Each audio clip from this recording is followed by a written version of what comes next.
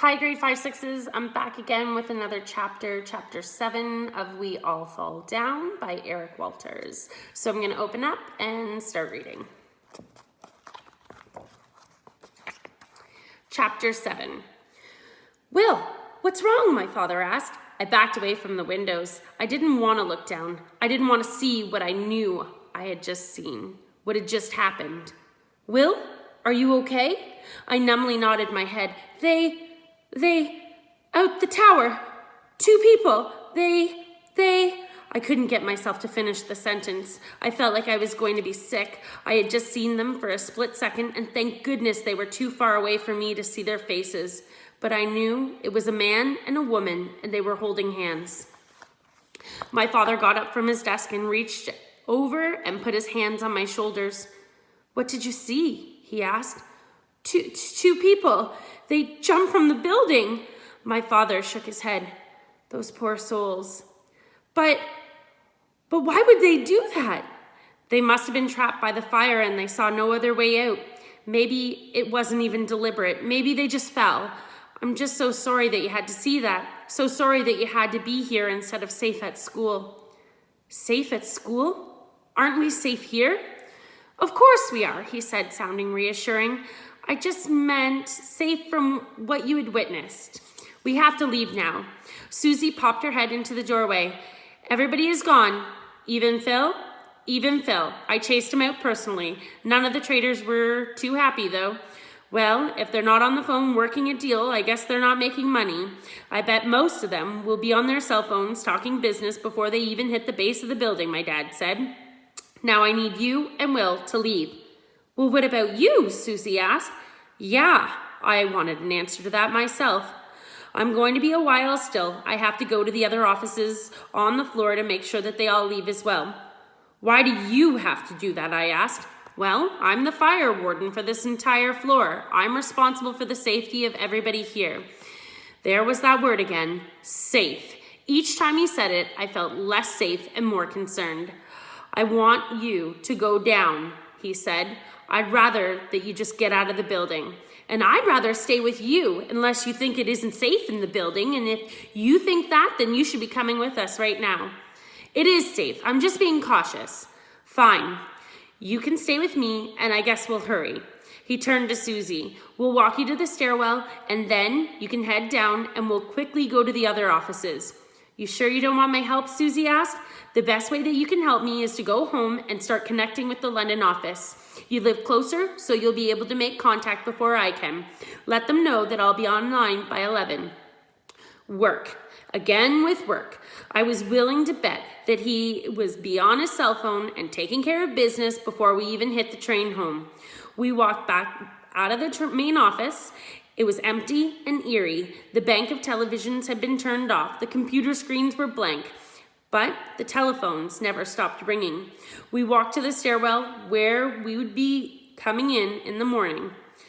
Susie, I'll call you at 11. Try to keep them calm, my dad said. I thought that we were all supposed to leave and take a day off, Susie said. That advice isn't for you and me. Don't you think that I'd take a day off if I could? He asked. Before I could control myself, I laughed out loud. The sound was so strange coming just then. I guess I deserve that, my dad said. I've missed a lot of days off. I've missed a lot of things. Let's do what we have to do and get out of here. I'll be waiting for your call, Susie said, and she disappeared into the stairwell. I felt a little pang of remorse. Part of me did not want to go with her and get out of the building as soon as possible. I really didn't like being in here. Again, it didn't make any sense to be nervous, but I really was. Then I started to think about how long it was going to be to take and climb the stairs down. If you could go down 2 floors a minute, and I didn't know if you could keep that pace for 85 flights, it would take over 40 minutes. Of course, that would only be possible if the stairs were clear and if every floor was evacuating. Then the stairwells would be incredibly crowded. People would be bumping into one another, and the slowest would be holding everybody up all the way along them, floors and floors back. Are you coming? My dad asked. I snapped out of my trance. My father was standing at the glass doors that led out of the corridor. I could see a bank of elevators just down the way. I hurried over to him, and he locked the doors behind us.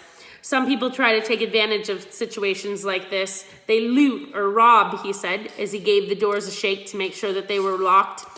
Just to the other side of the elevators was another set of almost identical glass doors. The gold letters identified it as a law firm. The lights were on, but the office looked deserted. My father gave the door a push. It was locked. I'm glad they made the same decision. That's good, he said. It was looking like this was going to be easy and fast. That was good. He continued down the hall. There was another door, big, solid, wooden. According to the door, it was an engineering firm. I could just hope that it was locked and that they'd already had my dad opened the door. I followed in after him. There were 10 or 11 people huddled around a small TV. The screen was filled with the image of the tower next door. The smoke seemed to be thicker and blacker, staining the blue sky, almost blotting it out above the towers. It was obvious that the fire was getting stronger, and it looked as though it was spreading to the other floors. Was that why those two people had jumped? Were they trapped and they chose to die quickly rather than burn to death? Hello, my dad called out, and they all turned around. Who's in charge here? He asked. I guess that would be me, a man said.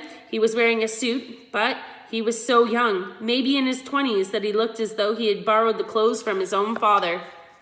You? My dad asked. The man shrugged. All the senior partners are out for today. I guess I'm it. My name's John Fuller. My dad began. I just work down the hall. I've asked all the people to leave the building.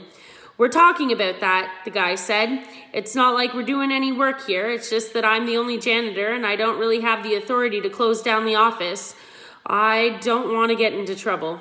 You won't. I'm the fire warden for this floor. I'm ordering you all to leave. If anybody gives you a hard time, you tell them that we're just following my orders. The man shrugged again. That works for me. Okay, everybody, gather your stuff and let's get out of here. People started to get up. The picture on the TV screen suddenly changed from the building to a close-up of a man sitting behind a desk. We have an update. Everybody stopped and turned back toward the set. It has been confirmed that the plane that crashed into the World Trade Center was an American Airline Flight 2. It carried 81 passengers and a crew of 11. It departed Boston en route to Los Angeles. It was reportedly hijacked shortly after takeoff, and it can only be assumed that it was deliberately crashing into the building in an act of terrorism. There were gasps. I felt my head spin. Somebody had deliberately crashed a plane, killing themselves and all the others on board, and everybody where the plane had hit. It was beyond belief. That explains the severity of the fire, one of the women said. The fire is being fed by the jet fuel aboard the plane. A plane flying across country from Boston to LA would have had probably over 10,000 gallons of fuel on board. The flight to New York would have burned off less than a tenth of that. That would be some fire, an incredibly hot fire. We are now going to return live to the scene, the announcer said, where one of our reporters is at the base of the tower and has, standing by, an official from the fire department. The screen changed again, and we all stood there, transfixed, hypnotized by the TV. There was a reporter, a microphone in hand, standing beside a man in uniform. Somehow I had expected him to be in full firefighting gear and younger. He almost looked like a grandfather. Both men had serious, stern faces.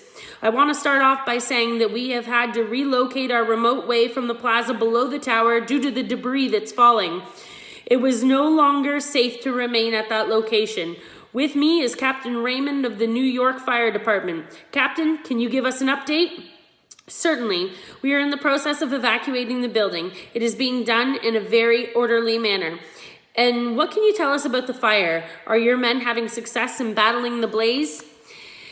As of yet, our men have not reached the scene of the fire. The reporter looked shocked but didn't say anything. Our firefighters have to climb 90 floors. We'd expect that they'll reach site of the fire within minutes.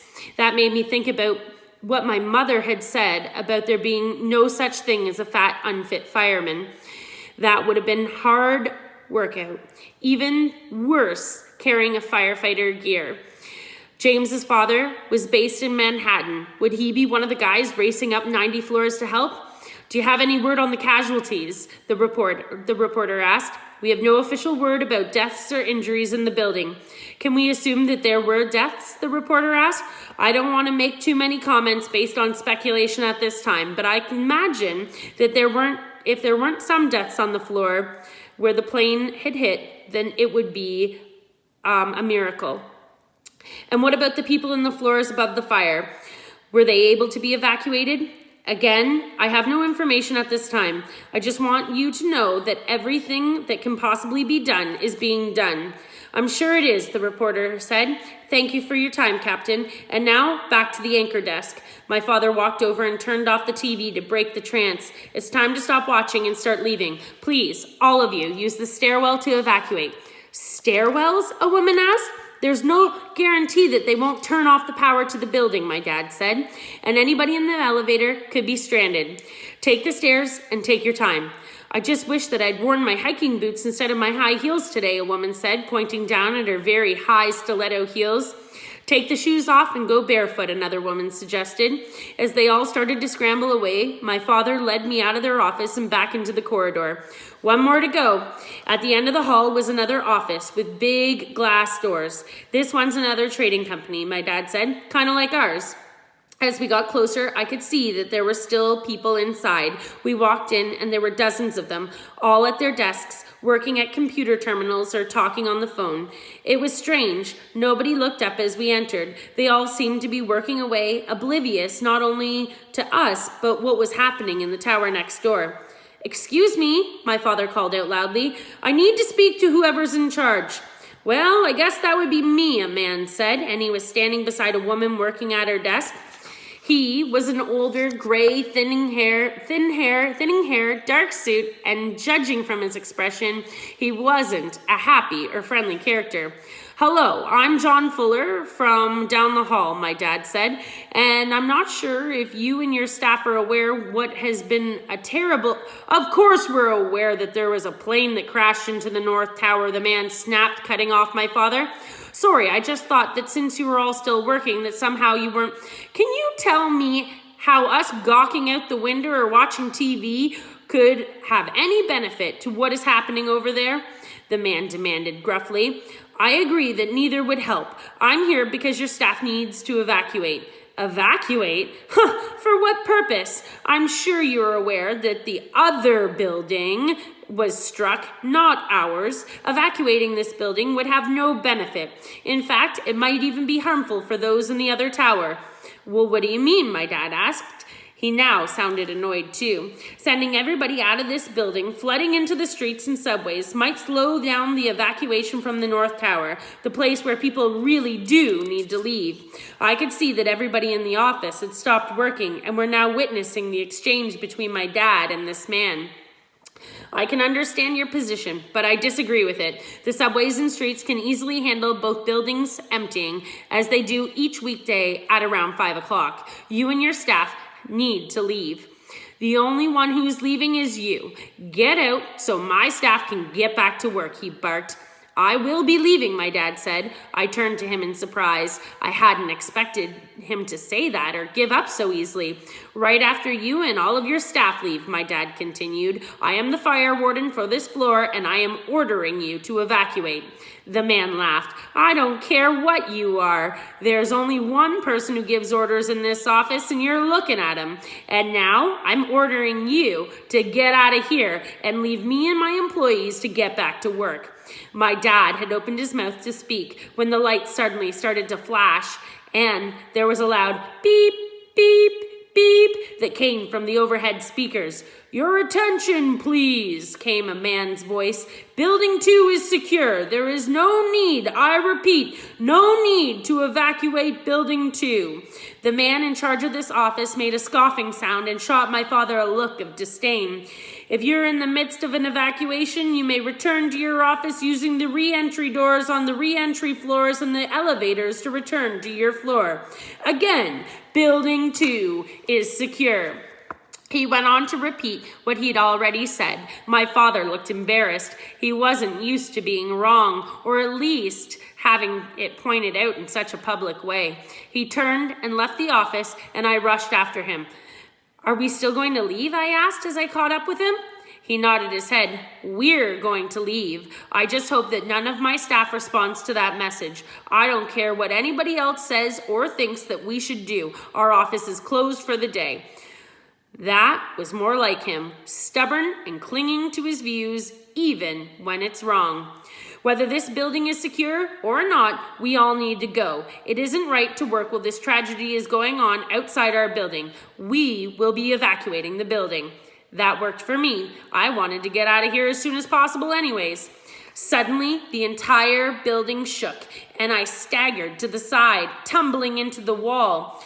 There was the sound of smashing glass, and the big front doors of my father's office shattered, exploding into a million pieces, ceiling tiles tumbling down, falling just in front of where we stood. Wide-eyed, open-mouthed, I stared at my father. His look of shock and the fear on his face sent a shiver through my body. See you next time for Chapter 8.